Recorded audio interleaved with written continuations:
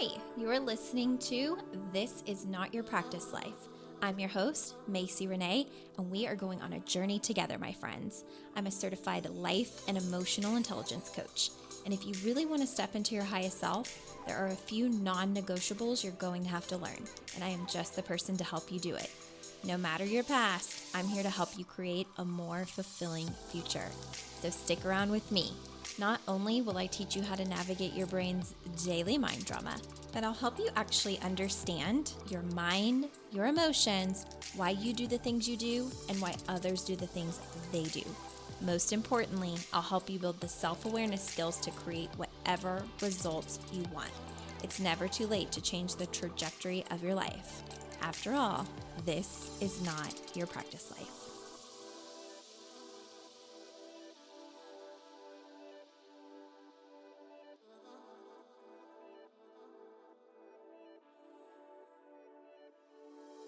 Good morning. Welcome back to another episode of This Is Not Your Practice Life podcast. My name is Macy, and I am so excited that you're joining me today.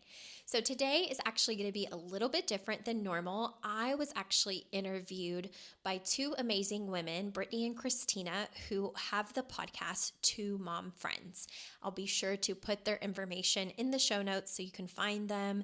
They were just so down to earth and amazing.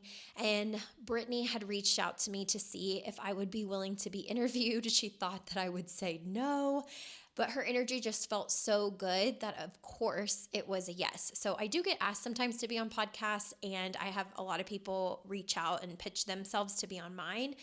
And it's not that I don't enjoy having guests or being a guest, but the energy has to feel right. People's intentions have to feel right. And sometimes the intentions don't always feel right. So I'm very energetically, inclined to kind of go with my soul hell yes or soul hell no. If you've been a listener here, you know what that means. And when she reached out to me, it just felt like a soul hell yes. And so we have been planning to do this interview for a while. We finally were able to do it. And so it will be on their podcast, Two Mom Friends. But I went ahead and asked them if I could put it on mine, and they said sure. So that is the episode that you're going to get today, and I hope that you enjoy it. Really quickly, before you listen in on our interview together, I just wanted to let you know, if you're not on my email list, make sure you go to macyrenee.com and you do that.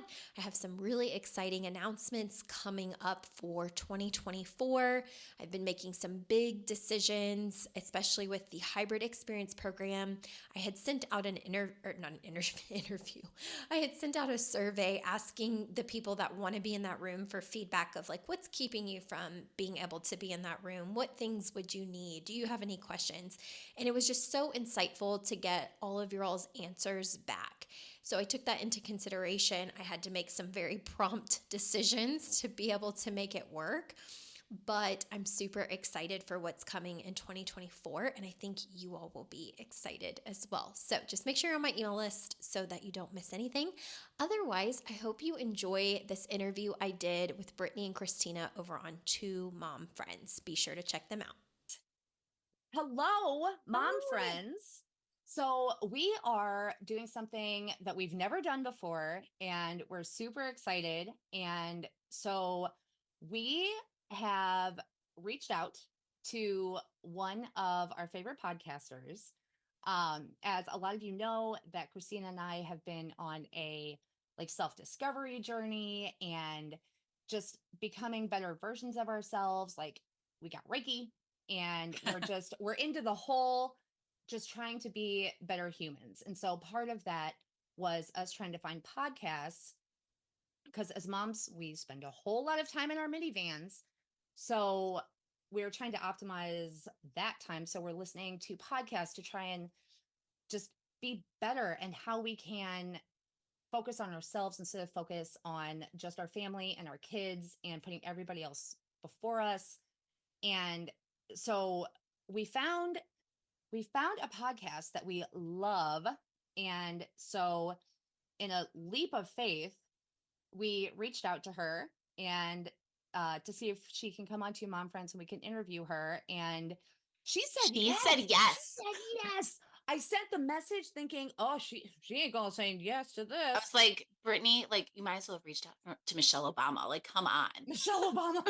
I mean, really, I was like, okay, Brittany, I sure. know. I like made fun of you a little bit. I I'm not know. gonna And I'm like, lie. I don't know. It's a stretch. It's a stretch, but we're going to reach out. And immediately she was like, yeah, let's do it.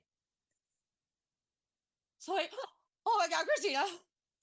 Oh my gosh. We have Macy Renee with us. And y'all, she is, first of all, she's adorable. Second of all, she just has this energy about her that draws you to her, and the message that she sends and everything about her, I'm just digging all of it. And so I cannot wait for us to ask her questions about how we can become better people and moms can become better people, because like, again, y'all, we need help.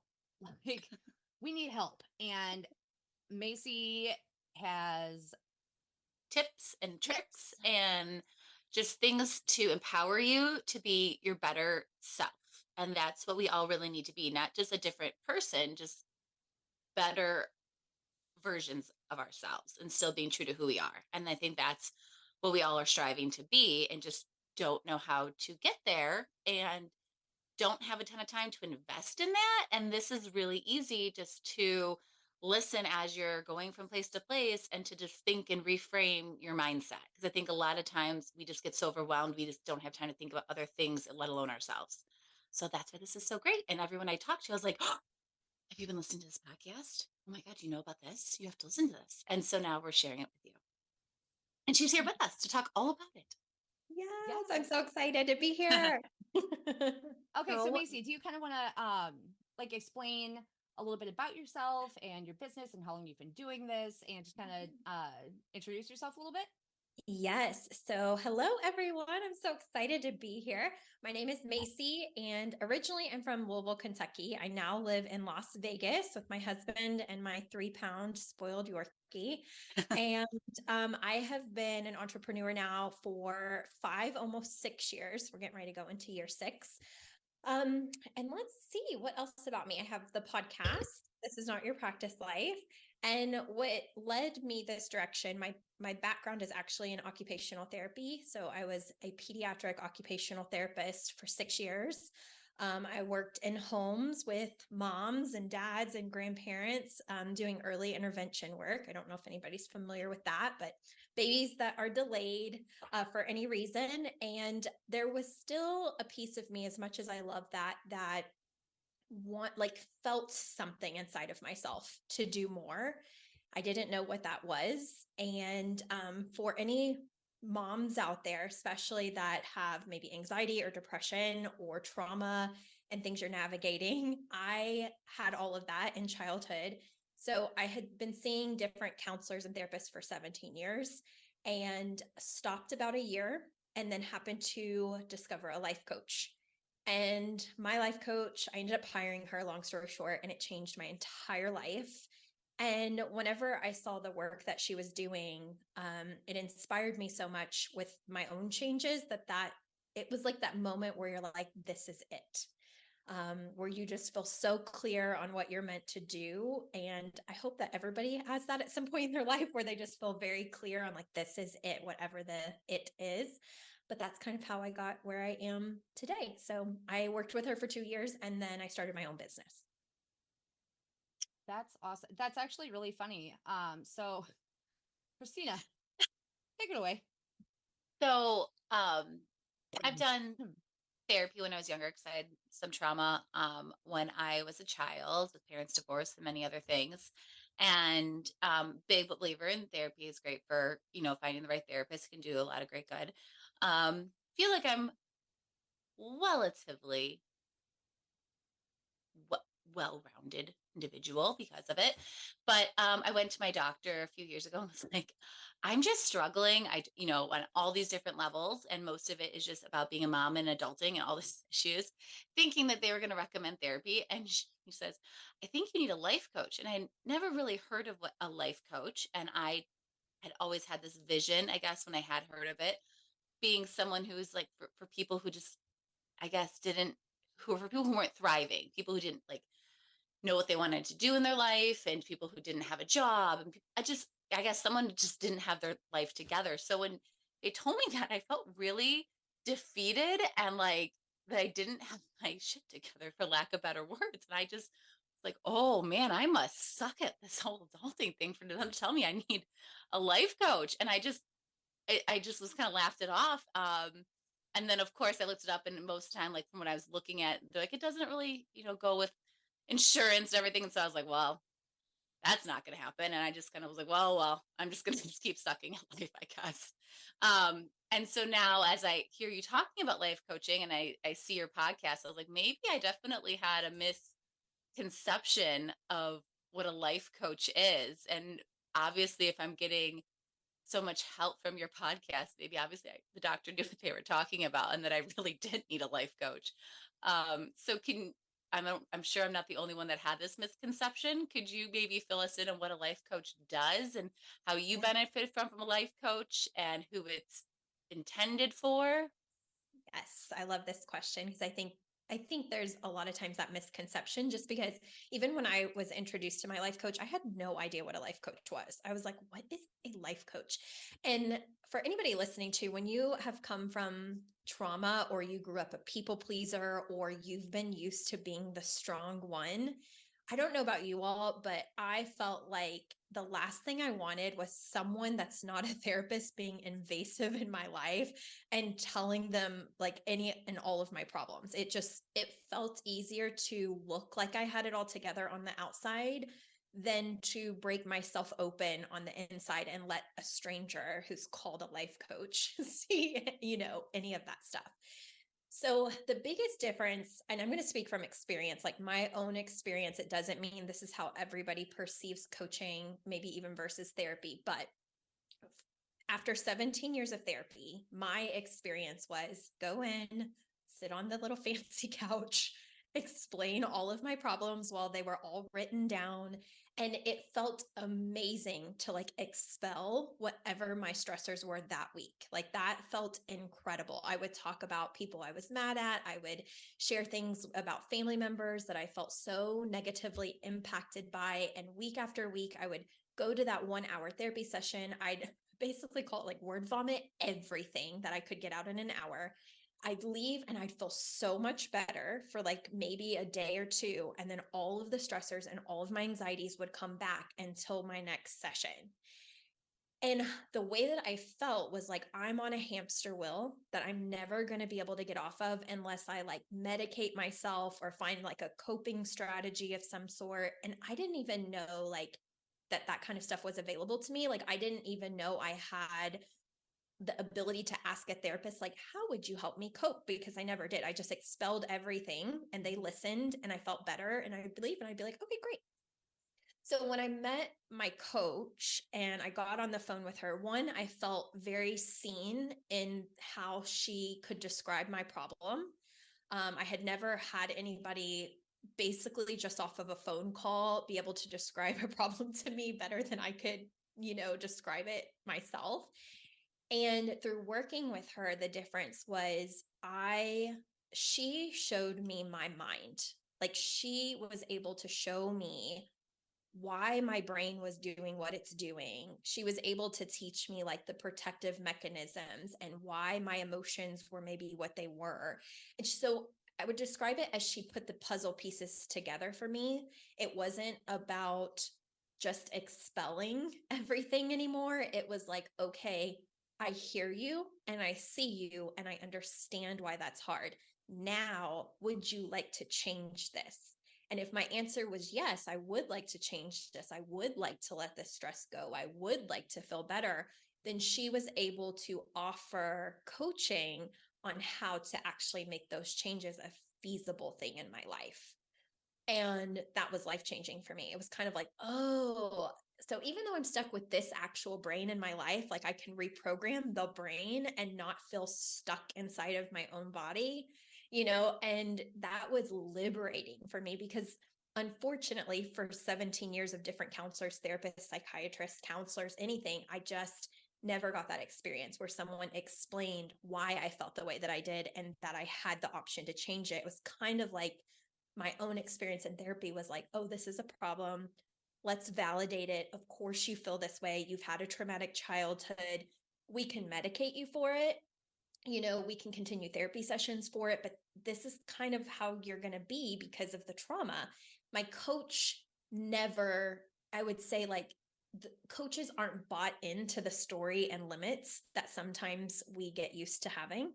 And they challenge every story and limit that your brain has, but for the greater good, not to ever dismiss your pain, but to help you grow and to be better. And that changed my life. That's interesting that you say that because, I've thought of that also during therapy that, that it's exactly like word vomit. And I would just keep talking about all of this stuff that's bothering me. And, and this happened and this happened. And, this was this and this was that. And I understand that's very hard for you.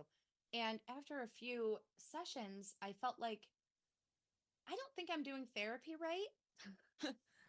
That because I feel like, okay, yeah, these are problems, but how do I change it? And I know that Christina had the same Mm-hmm. issue that she's like, yeah, okay, now what? Now what Mm-hmm. do I do with this? This is what I'm struggling with. Now what? And because I think that we all just need more answers Mhm. instead of Guidance. validation. And the validation is great, but like you said, how do we reprogram our brain to not have this keep happening? And Mhm. I think that that is extremely valuable. So if a person is in life coaching, should they also be in therapy, or does that kind of take the place of therapy? Great question. I love this. So there, I have clients, for instance, that will still see a therapist, right? And if they're still seeing a therapist, it's maybe because they're already on medication. They need someone monitoring that. They struggle a lot with maybe depression or depressive episodes. And life coaches, we don't necessarily touch that. Or if someone has a lot of trauma and their need is to like expel it, repeat it, kind of process it a lot, like that will be more of the therapy route. That's going to be a better fit. Life coaching is for the people that are like, here's where I'm at, and I really want this to be different. Like, I am really willing to work and see my stuff in order to get out of this. I don't want to stay. I don't want to keep repeating the same stories. And that was kind of where I was. So I am grateful for my 17 years of therapy because I was constantly like, let me keep talking about everything that pisses me off with each person, especially every time I see them, because I'm re-triggered over and over again. Right. And with my coach, it was like, let me just expel all of this stuff. But there was eventually a stopping point where she said, you know, this is something you can change. This is a problem, quote unquote, that you can fix. Do you want that? Because if you want that, coaching is a great avenue. If you don't want that and you need to be able to like continue to kind of talk this out and be heard, especially if it's the same kind of trigger over and over again, like therapy is going to be a better route. So sometimes I have people that get on the phone for a consult and I can tell immediately they need therapy, whether they've had it before and it just wasn't the right therapist, or they're maybe in a place in their life where they maybe just need it for a temporary amount of time. And so I have a little bit of everything. Some of my clients are coach, they want coaching only. Some want therapy only, and we discover that, and I lovingly send them on their way to have a therapist support. And then some do a little bit of both. It really depends on the person. But if there's like kind of those therapy red flags for me, and this is me personally, I think more coaches need this kind of radar. It's really important to get people the support they need, even if that is not you. So, That Yeah. sounds great. I love that you are honest with your potential clients and you don't just say, yeah, come on, everybody. And that you actually care and take the time. And so what it sounds like is therapy is really great for processing, to mhm. working through it. And then once you get through going through the motions and really work through everything, when you're ready to work on changing your mindset and getting over it, or I guess changing the behavior. Yes. Um, and when you said, then that's where coaching comes in. And when you say coaching, it was the first time when you were explaining it that it even clicked in my head about coaching and putting it with like a coach in sports where they help you and they like teach you skills. And I'm like, I didn't even think about that, but it's in making you stronger, like on a football team, you're going to make your brain stronger to handle different things. So I think that's Yeah. kind of cool because even though the same word is there, I'd never put that together. Yeah. Yeah. Awesome.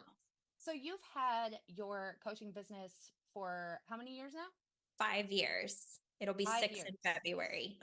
Wow. So what what would you say would what do you think most women that you've seen, like what's something that most women struggle with?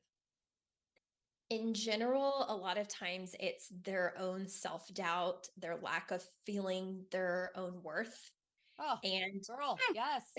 Yeah. the Yes. people pleasing Oh, is out yes. of control. Yes. And a lot of times just putting everybody above themselves and losing themselves in the process and then feeling guilt for wanting to like come back home to Ooh. themselves. Yeah. It's like you're in our brain. Right. So you just summed up like to my friends, like 80% of our episodes, I think. Okay.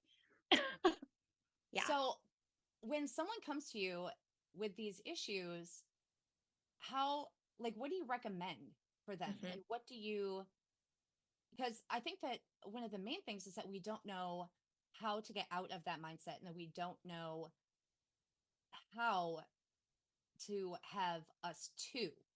Um, that it's not necessarily us first, but it's us too. And because we're so busy and so many people are dependent on us, that we don't know how to get out of it. So what And if you're in that mindset, the last thing you're going to do is say, I know, I'm going to I'm going go to add d- more. and I'm going to go get a life coach and put Right. myself first. If you already feel that, that's the last thing you're probably going to choose to do. So if you have those emotions, so yeah, Yeah. where do you start? Yes. So I think that this is a great question.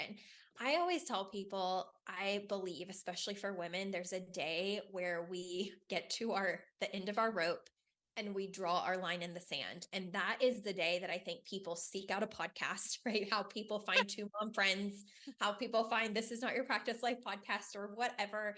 And that's like them choosing them, even if it's a millisecond of a moment. It's like, I'm at the end of my rope. I have nothing left to give anybody else. Like, I have to put my needs above anything else in this exact moment, right? Just that quick second. And I think that that point is where everything else can begin to change. So, first, it's the acknowledgement of like, I feel like I'm trying to pour from an empty cup and I can do it, but I don't really feel fully satisfied doing it. Like it's a stretch to be able to do it. I'm burnt out. And so I think that that is honestly the first step. And that's where a lot of people find me, like whether it's the podcast or they listen to a few episodes of the podcast and then they're on a consult, right? And they're like, oh, but even the consult is not the defining moment to change our life, right? Because then what you're up against, even on a consult where you're talking to the coach to see if it's a fit, is battling your brain of like, oh, but there's another step. Am I worthy of spending this money on myself? Am I worthy of taking an hour out of my week to work on me when my husband or partner is going to have to wrangle the kids and, do their thing? Like, am I going to actually be able to change the way that this coach believes I can? Because I don't believe that I can change maybe 100%. So the battle is not even done by the time you try to get yourself to the next step. It's working through all of that, which, we do on the consult, but I can't make anybody take that next step. So even after that, it's the decision of I'm truly exhausted and done with my own limiting beliefs. Like I'm just done. I can't do it anymore. I don't want to do it anymore. And when women get to that point, I think that's when like the earth shakes and they're ready to, make big changes because they just know if I keep going at the pace I'm going, it's not going to be good for my romantic relationship. It's not going to be good for my friendships. It's not going to be good for my parenting. It's just not going to be good. Like there's going to be a point where I hit my low. And how do I pull myself out of that before I hit that low? And that's when we make really powerful decisions. That is 100. What did you just say that I'm like, oh, I wish I had a pen because I should have written it down. Um, oh, limiting beliefs. Is that what you Mm-hmm. said? Yes. As soon as you said that, I'm like, 100%. I think that that's something that women struggle with, that just limiting what we think that we can do, even through, even though women have come so far, and, women empowerment and all that, which we're all about, like that's our main thing. I feel like there's still something, I don't want to say misogynistic, like internal, I guess it is like internal misogyny, that we feel like we don't deserve to do things for ourselves. Mhm. And you're right. And spending money and time, I'll tell you what, even doing this interview, like it took a lot for us to be able to do this, which included, like I told you before, I had to ship two of my kids off to my mother-in-law's house. They're crying and they're like, I don't want to go. And the other one's upstairs, and my husband has to be quiet. I don't know what he's doing, but he can't, like, and so then I have to put out my kids, put out my mother-in-law, put out my husband, put out my daughter, and now I feel guilty. Mhm. And this is an hour. Like, this Right. I think we all feel that way. And that's Mhm. why the whole mom rage thing is so true, because we can't handle it. And so you're right, like getting to the end of our rope, that we're like, we can't keep going this way. Mhm. And the other day I'm like, I wonder if this is like a middle-age crisis I'm going through, that I'm like, I really need to be a better version of myself. But you're right. I think it's just getting to the end of your rope and being like, I can't do this anymore. Pouring from an empty cup is fine. Like there's still little trickles of Of things. drops. Right. Yeah, there's like a few drops, but like we need to put ourselves first, and we don't, and that's a hard mind shift to get out of. It is. Yeah, there's so much societal conditioning around women Mhm. just being the person, right? The go-to. Right. And a lot of Yes. times, if you even look at dynamics, I would see it all the time as a pediatric OT. You could have dad there, you could have grandma there. Everybody wants mommy, mommy, mommy, mommy, right? Like everybody Right. needs mommy. It's like, why can't dad go get the applesauce out of the pantry? No, mommy has Oh, to do no, mommy has it. to do it. Even if you're in the shower, they will Yeah. walk past dad, open the shower, and be like, I need water. Girl, it, yeah, it happens all the Mhm. time, all the time. Yes. And Yeah. which also leads to like overwhelm, and which is something that I know that the two of us really struggle with. And I have ADHD. And so I really struggle with overwhelm. Because to me, everything is overwhelming. And so how how do you recommend that women and moms like handle the overwhelm that we Mhm. all feel when we feel like we're responsible for everything around us? So my number one instinct as a coach is to go into what you just said. And you said it feels like we're responsible for everything, which tells me that your brain does know subconsciously I'm actually not. I Mm. choose, I choose to do a lot of that. It's a decision. See, So, for Macy. example, when Brittany was going to put her foot down earlier this week and go on strike because she was feeling underappreciated and was going to delegate stuff out and was not going to get the birthday presents for the birthday parties that the kids were going to, and was going to have her husband figure it out, was going to have him figure out how to get the kids there. And then I talked to her today, and it's been a couple days since I talked to her because we've both been busy, and she's like, oh, yep, I'm driving to figure out go get a birthday present for a party that we have to be at in an hour and a half. And I said, what? Thought you weren't going to do that. And she's like, yeah, I am. So, sometimes it's just sticking to your guns and delegating and holding it maybe to it. Mhm. Yeah. Well, there's a reason that you went ahead and did it. So you tell us the reason why you went ahead and did it. Why did you do it? Why did you go and go get the presents when you put your foot down earlier in the week? Oh, now you're on the spot. The I interview's know. on you, I'm like, Brittany. oh, this is. Oh, I think it's just because I'm so used to doing it, Mhm. and I didn't even give it a second thought that, I'm the one that picked her up from the birthday party this morning. I got the presents. I got the birthday present for the birthday party she went to yesterday. I got the birthday present for the one she went to today. just because that's what I've always done. Mhm. And I think it's more just like routine and feeling like that's my position and like that's my job, even though Mhm. that doesn't have to be my job. But Mhm. Correct. it's always just been my job, you know? So it's,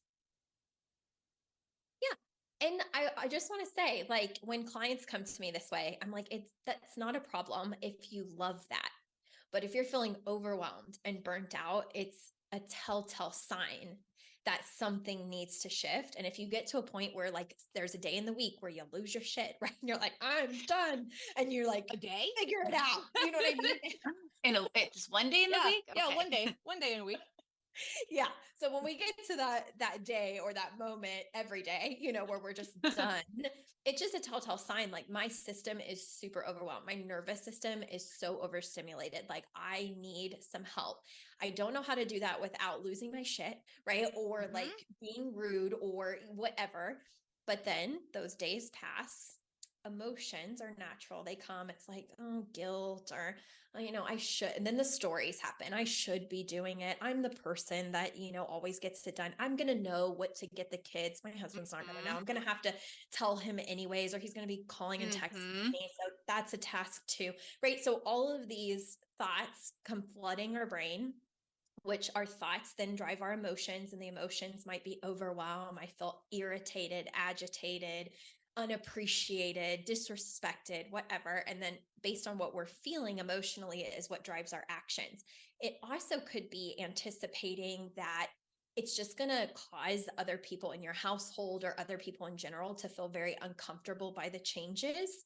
And you just want to take care of it before they feel uncomfortable with the changes. And There that's it is. probably, yeah, I was going to say, that's probably the biggest thing that I work Yep. with clients on, is making sure you're not taking responsibility for other people's emotional experiences. Ooh. What would I do with all my spare time, Macy?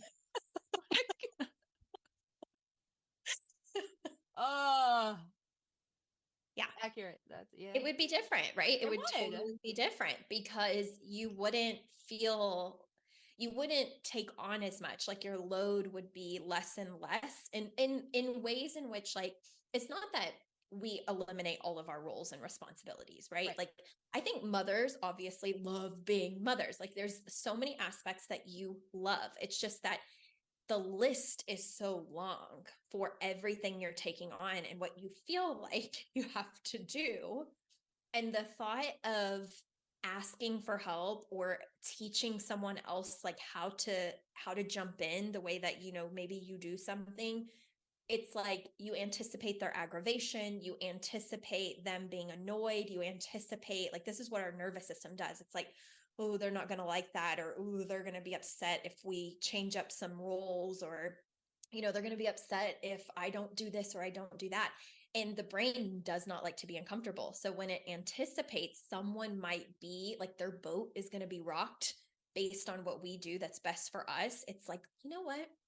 Let me not only take responsibility for my emotions and shove them down how I'm feeling, but let me also take on their emotions that they're going to be uncomfortable, take full responsibility for it, and just keep feeling miserable. And that's why I say, like, women have to get to that day where they're like, I'm done. I'm drawing my line in the sand.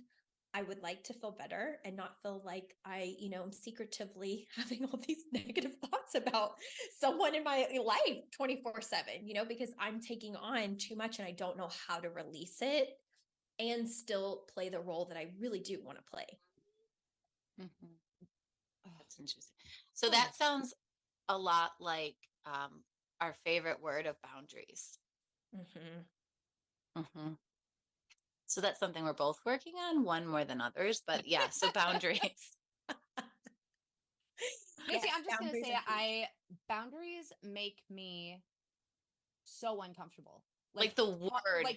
My hands are sweating talking about setting boundaries with Mm-hmm. myself. Like, it makes me so uncomfortable. And I think that a lot of us as girls growing up, that, it's our responsibility to have people have access to us 24/7, and we need to make sure that everybody else is okay, and that I think that gets kind of mixed up with like empathy Mhm. and Mm. um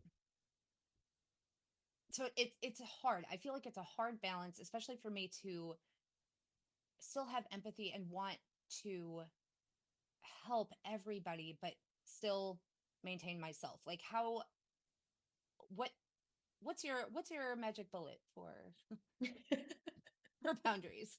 Yes.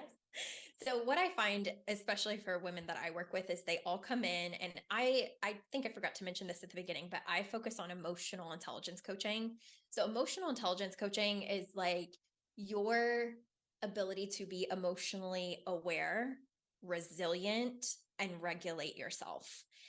And that's really hard for us to do if we did not grow up in a household where our parents regulated their emotions in a healthy way, or their, parents regulated emotions in a healthy way. So what you have is generations of what was modeled to us is like, well, every time I'm mad, I just scream my head off, or every time I'm mad, I throw things, or every time I'm mad, we've got all of these different varieties of when we lose emotional control. So Mhm. emotional intelligence is very much that empowered, like I can feel emotions and be in my power. So when clients come to me, we do an EQ test, and it gives like a 20-page breakdown on all of the areas of emotional intelligence. There's like 20 of them, 20 different areas. And what I see is their empathy is usually like really, really high. And then all of their other skills go a little bit lower, right? Or a lot lower. And the big one is assertiveness. So they'll have very big empathy, very low assertiveness. And you have to have a good level of assertiveness in your emotional intelligence to like lay out a boundary and honor the boundary, and know that it's not coming from a mean place. It's not coming from a punishment, right? Or of someone else. It's literally coming from the place of I'm protecting my mental health in the best of my ability. And also in doing so, it's probably not going to serve you the way that that person, right? It's not going to serve that person the way that maybe it always has. Like if you've been the yes girl to someone your entire life, and then all of a sudden you're the no girl, like, no, I'm staying home this weekend. No, I actually don't owe you an explanation. No, I just don't want to. It's a complete sentence. Like when you change and you do that, what happens for the other person, again, they feel negative emotion. Without emotional intelligence, they want to blame you. You're the reason that I feel upset. You've never done this before. You normally always say yes. And then us, without emotional awareness, if we don't have it and we're still people pleasing, we're like, you're right. I should just say yes. Right. And so we end up going to do the thing that we didn't want to do. And then we're mad, like we're internally resentful, like not Mhm. only at ourselves, Uh-huh. but at them too. It's like, you freaking, whatever, like you Right. made me do this, and it's just that we didn't allow them to be responsible for their own emotional experience. We not only ignored our own, but then we took on theirs as well. So something that, and we've talked about this several times, that something that a lot, that we always hear about a lot is self-care. Mhm. And that we did one video a long time ago that we're like, okay, what is self-care? Because some people are like, oh, just take 5 minutes for yourself to do something, draw yourself a bubble bath, go get your nails done. That's self-care. You can go to the grocery store by yourself if you want. That's self-care. So what in And like that's not emotional self-care, that's like hygiene. that's You know, hygiene. that's going That's to do an errand. That's not self-care, like in our head, for us. So but then there's other people, everyone has their own image of that. But then we've talked about like maybe just listening to your podcast, to us is now starting to turn like self-care because we're taking that time away. So there's different versions that people thought about, or, so what we asked she's going with is what is self-care to you? Mhm. So I think of self-care as anything that makes you feel almost like you got a mental and emotional shower, right? Like it reset mm, Okay. I everything. like that. It has rinsed off the stressors of the day, or the stressors of the moment, and it's what you did for you that felt good. And that's why there's such a variety, and why that answer can vary between people. Like for me, my self-care is after the end of a long coaching day. If I've coached 7 or 8 clients, like I need to run a bubble bath. Like I know that, or I'm going to be kind of grumpy if my husband's trying to interact with me. And I know for me that self-care is like, let me again fill my tank and fill my cup, even if that's a 30-minute soak in a bubble bath, because it helps me recharge and have the emotional capacity for what anybody else is bringing for me. So it's very much like, what things make me feel mentally and emotionally more healthy. So if it feels like a task, it's not self-care. If it feels like, oh my gosh, I can just relax into this and like feel gratitude that I'm getting this experience for myself, that's self-care. So anything that like makes you feel like you. Mm-hmm. Yes. Like you come back home to yourself, right? Like if you think of all of the pieces of you that kind of leave throughout the day, I'm going to take care of this for my kids, and this kid has this, and my husband needs this, or my partner needs this, and blah, blah, blah, blah. And we kind of like put ourselves out in the world in all these little tiny pieces. Each self-care piece that you take care of kind of brings you back to home to yourself in such a sense. Brings you back home. I really like that. That's a really good explanation, because I've also heard other podcasters I've listened to um, talk about how self-care is really like working on yourself. Mm-hmm. So how that can also be self-care, and self-care is finding who you are. And so like the thought work and the um, becoming your highest self and all that, like that is self-care. But then that's also work, Mm-hmm. because it's hard, man. Yeah. Like it's hard when you Yes. decide that you want to start doing this and kind of go on this journey. That man, you go deep. You go deep. Yeah. And so it's tough. I like your answer better. I like It your should answer be like better a too. task. Yeah, that's good.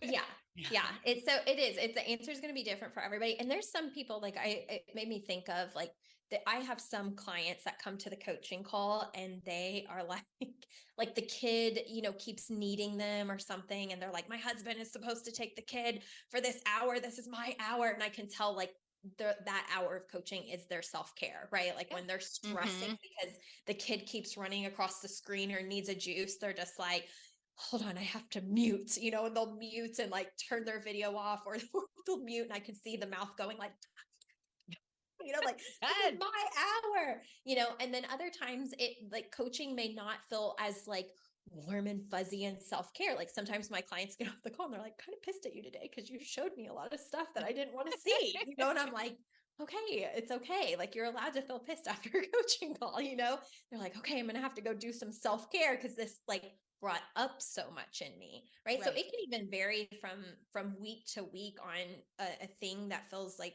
self-care, and then a thing that feels like this is a task this week. This is hard this week. Oh, That makes sense. yeah. So if you had one piece of advice for women, what would you say that advice would be?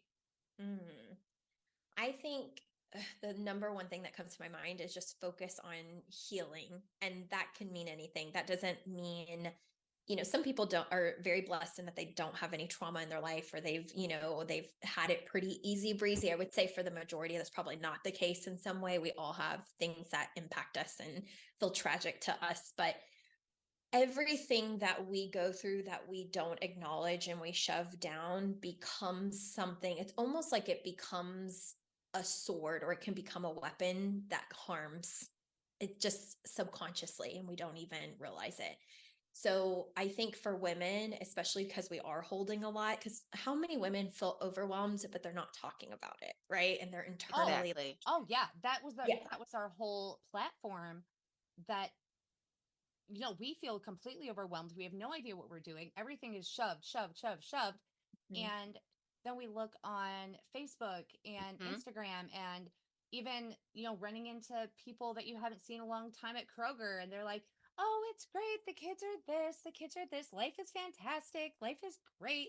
And Christina and I are talking, and we're like, we want to sell our kids, and no one is talking about how they want to sell them. Are we the And only ones? Are we the only ones that aren't doing it right? Like, how, what is the secret? And then would then finally have a friend or someone that, a coworker that will voice the same opinion. And they're like, maybe, maybe it's not just us. And as we finally uncover that there's a few out there, we're like, maybe, maybe we need to get that message across. And that's kind of how this started, because we're like, we need to mute that noise. Like Mhm. that noise needs to go away, because the more people we actually like really talk to, this is more what life looks like. And while, yeah, Pinterest is fun, I love going on there for ideas, that's not real. And it, we need to stop making each other feel bad with that, and mm, like, making us doubt ourselves. So yeah, that's kind of where that came from. And that's, yeah, Yeah. where this is. Yeah. And think about too, like it's so important to acknowledge too that you're bringing up the real things, but you're doing it from the positive, let's grow together kind of Mhm. place, right? Because there's also the people that can get on a podcast and they're just like bitching and complaining, if I can say that, right? oh Like, you know yeah. what I'm saying? Where it becomes like birds of a feather flock together. All we're doing is complaining. And like, are we like healing and helping people grow and Mhm. get somewhere they want to be? Or is this going to be like that hamster wheel where we all just kind of commiserate together about our misery, Right. Yep. never do anything about it? And that's why I would say my overall answer would be to just focus on your healing, because it's the difference between doing some really good things in the world, and impacting, having a ripple effect on other people, Mhm. especially like it starts with you and then it ripples into everybody else, versus like not healing and staying in this almost like, glass box where you just feel like you're bogged down by all your own misery and limitations. Yeah. Yeah. I, So I think that's great. Yeah. one of my favorite things I like to ask, like, my interviewees, but I'm going to ask you, because that, long story short, but what is one of, like, your big takeaways from all your years of coaching? Like, what's the one thing you've learned from coaching all the people you have? Like, Mhm. what have you learned in your coaching life? Oh, that's such a good question. I would say after 5 years of coaching, the biggest takeaway is that, oh gosh, there's so many, but I would say it's probably a blend between the importance of really looking at our mind and being able to feel our feelings, and like feel our feelings in a healthy way. Because before I met my coach, I remember the first time she said, Macy, you need to feel your feelings. And I was like, what is that? What do you mean? What does that mean? I had no idea because I was so disconnected from my emotions. Like I was the person, one, on the outside looking in, everybody would have been like, she's so strong. She's just so put together. Like she's living the dream. But I wanted it that way. You know what I mean? Like Right. I was that annoying person on social media that looked like everything was put together, Hmm. because the thought of someone seeing the mess in the closet, or, what was behind me, was so overwhelming. And it was because I wasn't I wasn't feeling my feelings. I wasn't acknowledging the hard. It was all buried for me. And when she said feel your feelings, like I had to learn what that even meant or what that looked like, because it was like I have protected myself by being numb. You know what I Right. mean? Like, Yeah. as sad as it sounds, Absolutely. like I have protected myself my entire life by having armor and not letting people get too close and not being vulnerable and like holding everything in and being the person that can hold 40,000 pounds and not crumble. And if I crumble, that's what I thought feeling your feelings was. If I crumble and let all of these feelings out that I felt at the time for 24 years, it's going to be a mess. It's going to be a hole that I don't know if I'll ever be able to climb out of. And what in the world will people think if I'm the one breaking down when they've come to me because Mhm. I've been the strong one, right? So there was this whole limiting belief persona about I can't afford to look at my stuff. But on the flip side of that, it's like I can't afford not to look at my stuff because I feel so heavy. A few more years of this, I'm going to drown or I'm going to be really scared of myself. Like I was never suicidal or anything like that, but it was getting to the point where it's like, like when you're asking the question, what's the purpose of life? You know what I mean? And not even Right. from like Yes. a dark side necessarily, but you're like, what the F is the point? Like nothing is joyful about any of this.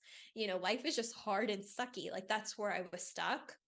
And when I learned how to actually feel my feelings and understand emotions and why my brain was doing the things that it was doing and thinking the things it was thinking, that's really what set me free. And I think that that's probably the most important work we could ever do for ourselves. And the healing happens in that process. So that's my biggest takeaway is when women have more self-awareness overall of their mind and their emotions, like everything in their life can feel differently and more manageable. Well, I can tell you that we definitely thank you for Yes. having that podcast, and you have inspired us in so many ways. And even your leap of faith from leaving occupational therapy to starting your business and just being like, okay, this is my what my highest self can do, and I'm just going to be my highest self and do this and take a leap, and I'm just going to go. And just being able to listen to you. I like to listen to you in the morning after I drop off my daughter at daycare, between Mm-hmm. dropping her off and going to work, because it kind of gives me like a badass energy, Yeah. okay, all right, this is what I'm doing and this is what we're doing today, and we're going to do it. And it kind of sets a it sets a tone, I guess, for the day. So I I just want to say that we so appreciate you taking that leap of faith and doing the podcast, and you've helped so many women and people, and I think that it's huge, especially now that mental health and taking care of yourself and all of that is becoming more uh Prevalent, yes, Yes. that like we're accepted. allowed to talk about it now, Yes. right? And so like breaking generational traumas Mhm. and all of that, that's hard for us. And so just putting yourself out there and putting out all your wisdom and everything, we appreciate you doing that. And I love starting my day with your podcast every Yes. day. So for people who are listening, how do they go about getting a hold of you, either for your podcast or if they want to book a session for your coaching? How Yeah. can I go about doing that? Okay, so they can find the podcast. It's titled This Is Not Your Practice Life. It's on all platforms. So if they type it in Spotify, Pandora, Apple, wherever, it should pop up for them. And then they can find out any information and even book a consult on macierenae.com. And that's spelled MacieRenae.com. My mom went unique on both of those. Yes. So Lucky you. like to go that way.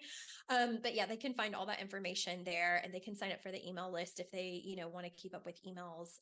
But the consult button is right there on that main page. And just whenever you're ready to draw your line in the sand, I feel like that's when people press that button. And, I tell people the consult doesn't mean you're automatic yes for coaching. Like you might find I'm not ready to work on my stuff. Like I kind of, I'm afraid of what that version of myself would be like.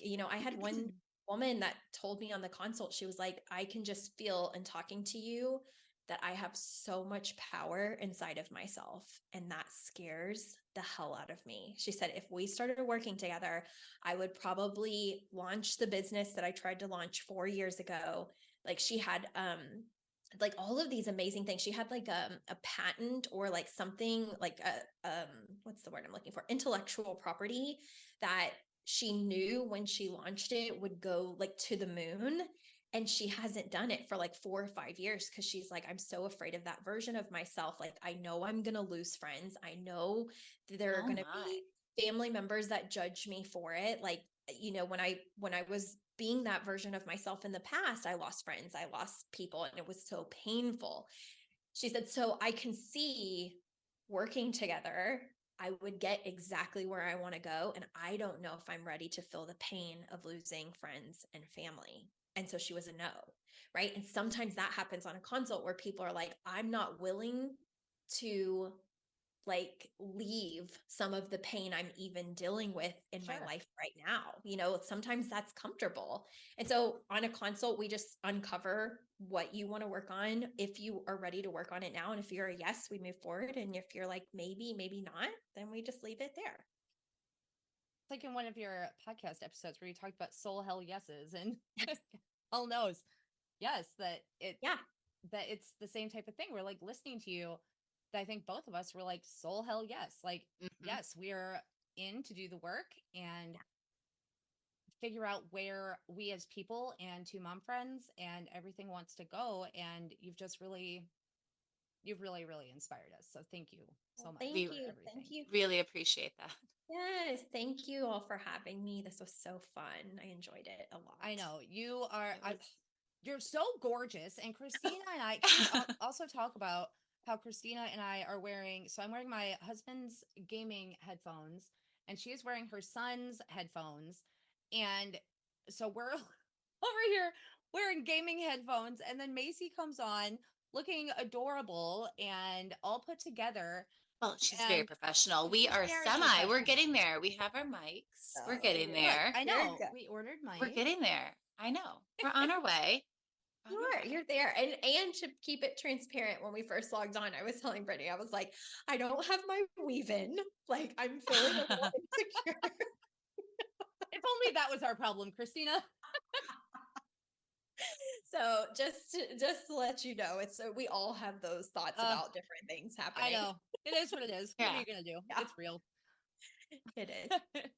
Thank you so much for being here. Yes, it was so nice chatting with you. We just love you so much. And thank you. Thank you. Thank you. Thank you. I appreciate it. It was so fun. All right. Awesome. Check out Macy. All right. Bye.